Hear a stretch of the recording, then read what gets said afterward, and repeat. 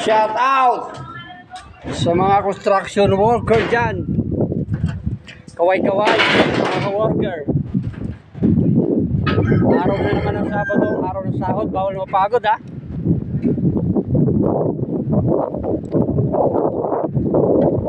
Ayan po sa mga katulad naming construction worker, sa kapwa naming construction worker, saludo kami sa inyo. Ingat po lagi sa trabaho mga ka-worker, umuwing ligtas sa ating mga pamilya. At araw po ng Sabado, medyo tayo po kapawin ngayon. Araw ng sahod, siyempre dapat ang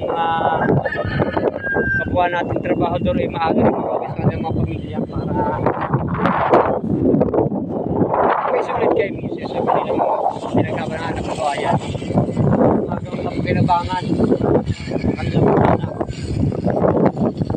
Pag itong hapon mga ka-worker, hanggang alas 3 lang kami. Maga kong pinagpapahinga ang ating mga kasamahan. Ayan. Prepare na sila yung roof bill para sa buhos. By Monday na lang ulit tuloy ang trabaho.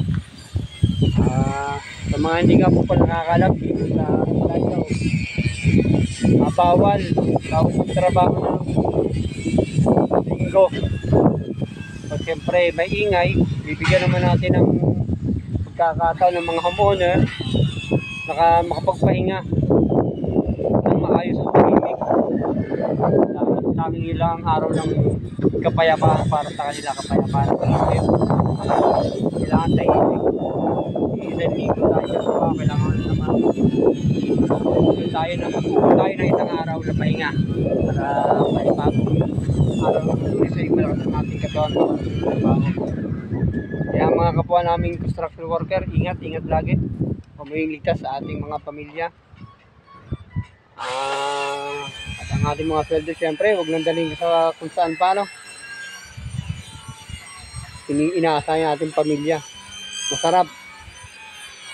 Masarap magpakain sa pamilya. Nagaling sa kaya.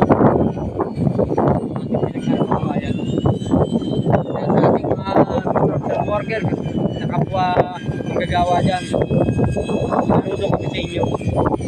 Kaya sa muli mga ka-worker, adios!